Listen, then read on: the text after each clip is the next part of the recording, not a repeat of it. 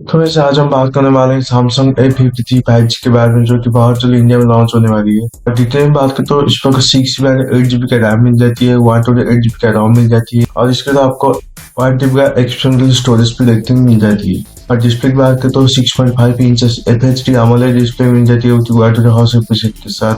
और कैमरा की बात करें तो रियर में आपको 4 कैमरा देखने को मिल जाती है, जिस पर 64 main camera, 12 mm ultra ID, 5 mm micro और 5 mm डेप्थ सेंसर और इसके साथ आपको 32 MP का फ्रंट कैमरा मिल जाती है। बैटरी की बात करें तो इस पर तो 5000 mAh बैटरी मिल जाती है 25 वाट फास्ट चार्ज के साथ। प्रोसेसर की बात करें तो इस पर Exynos 1200 ऑक्टा कोर प्रोसेसर मिल जाती है 2.4 GHz के साथ। और इसके डिस्प्ले फिंगरप्रिंट और 12 IP67 स्प्लैश और स्प्लैशर और रेजिस्टेंट। तो वैसे इस पर को 4 कलर ऑप्शन देखने को मिल जाती है, black, blue, white and peach.